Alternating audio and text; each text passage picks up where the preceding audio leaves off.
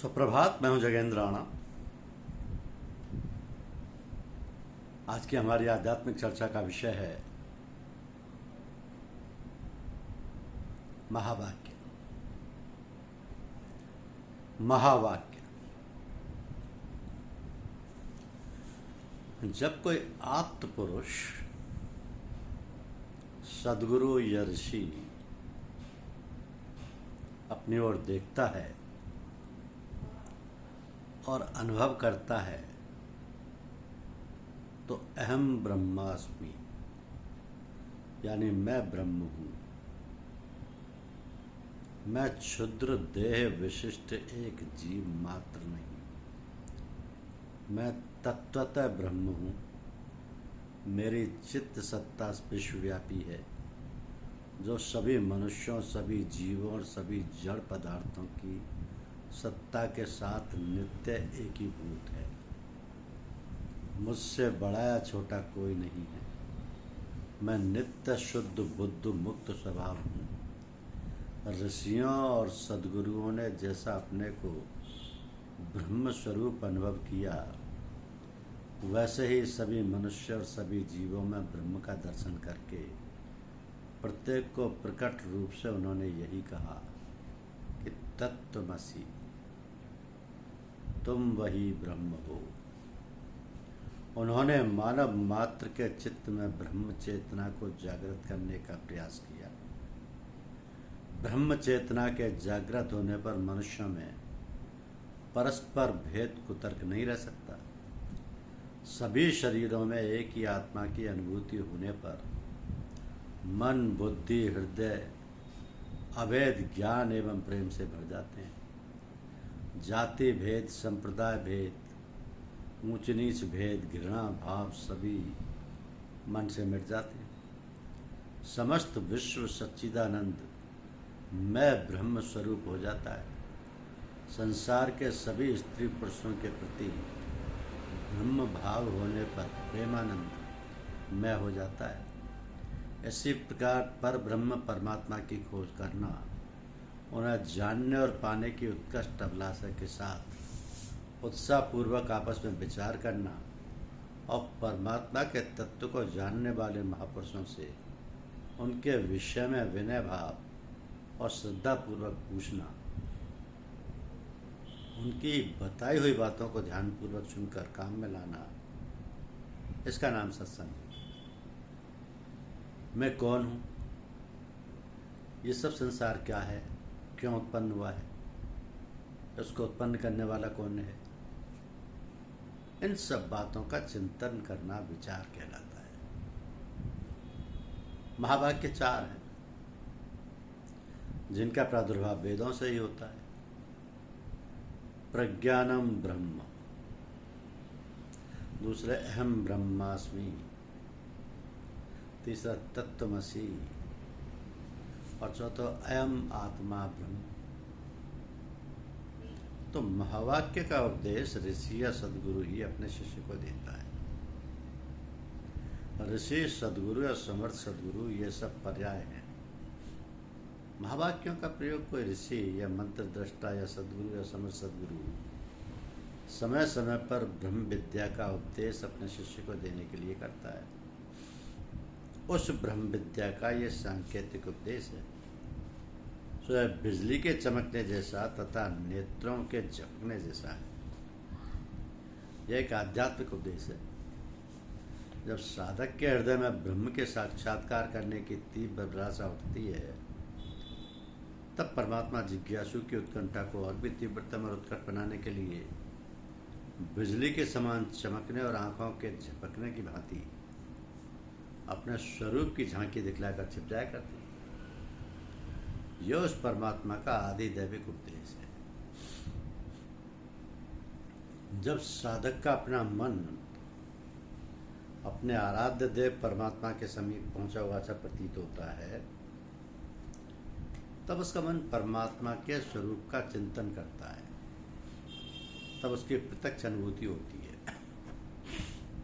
तब उसका अपने इष्ट के प्रति अत्यंत प्रेम का अभ्युदय होता है,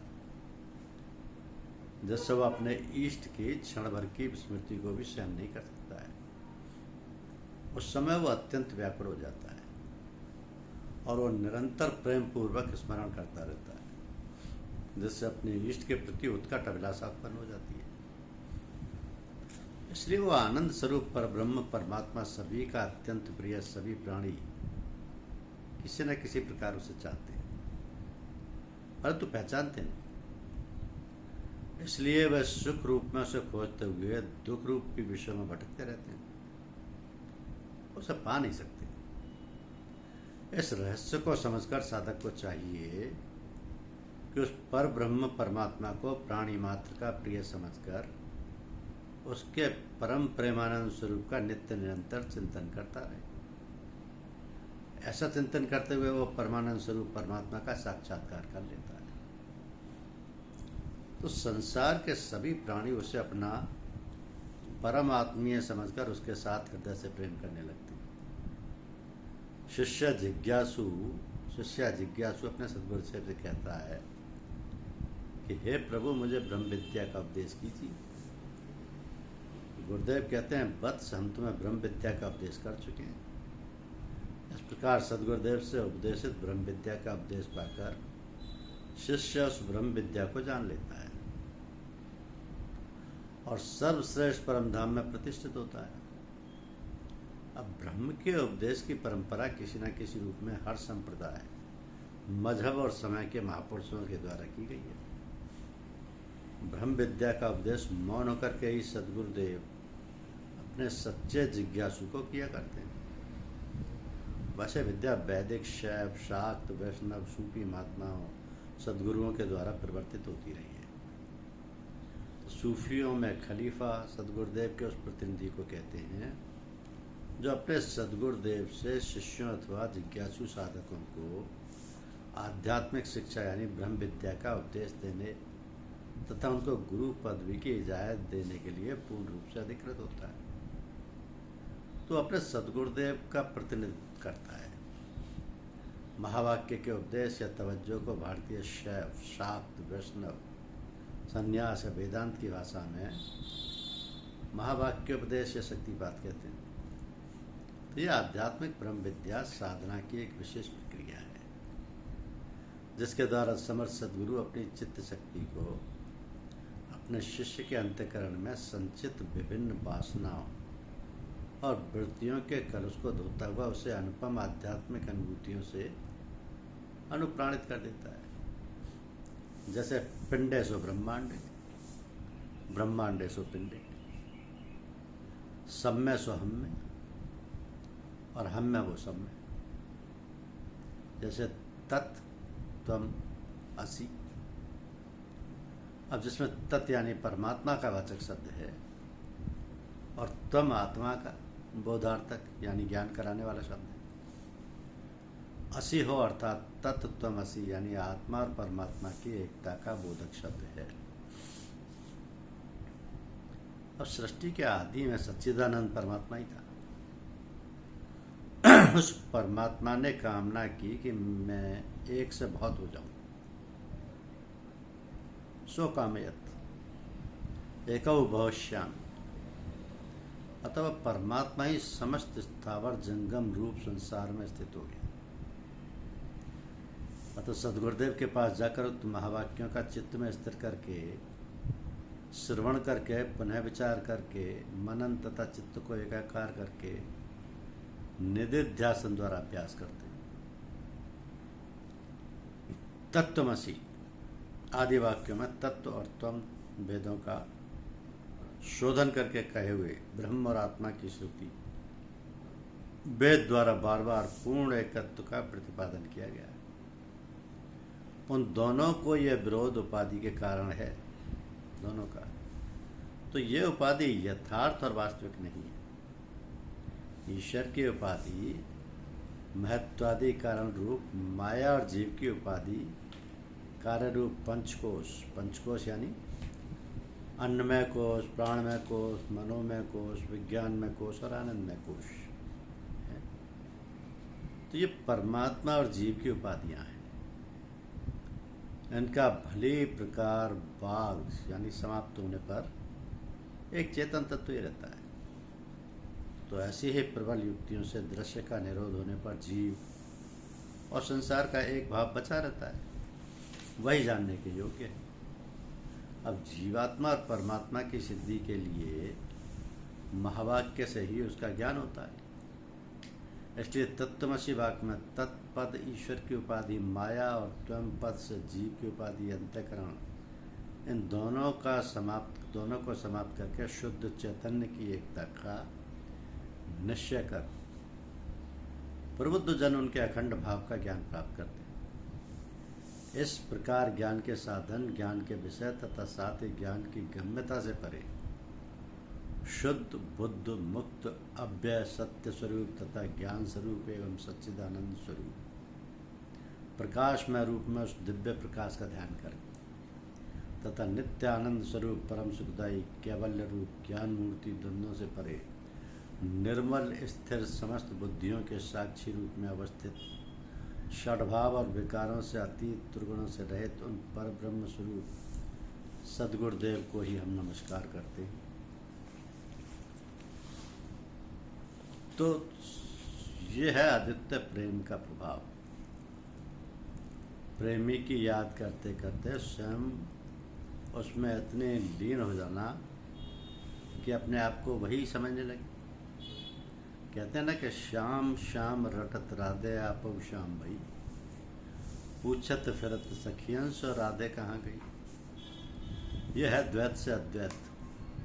जो लोग साधक हैं और अभ्यास करते हैं वो लोग ठीक प्रकार से इस दशा को समझ सकते हैं, क्योंकि उन लोगों को भी इस प्रकार की दशा से गुजरना पड़ता है। अपने इष्ट या गुरु की याद करते करते, उनकी स्मरण, उनकी शक्ल सूरत का ख्याल करते करते अपनी सूरत और चाल ढाल रहन सहन ये सब वही मालूम पड़ने लगता है। इसी को फनाफिल शेख या गुरु में लय होना कहते हैं। ऐसी हालत जब पैदा हो जाती है तब गुरु लोगों का दायित्व बहुत बढ़ जाता है और उनको बहुत सावधान तथा शिष्य की संभाल व देख रेख करनी पड़ती है। और ये सब स्वाभाविक है।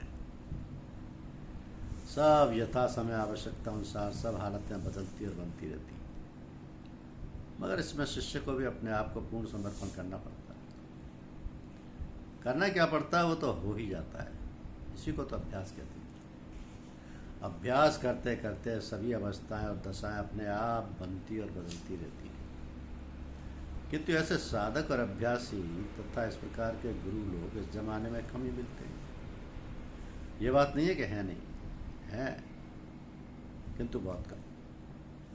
गुरु है भगवत प्राप्ति का माध्यम। जब गुरु भगवान का दर्शन करा देता है और वहाँ पर उसकी स्थिति और दशा भगवान में हो जाती है, तब फिर गुरु और शिष्य का बंधन छूट जाता है।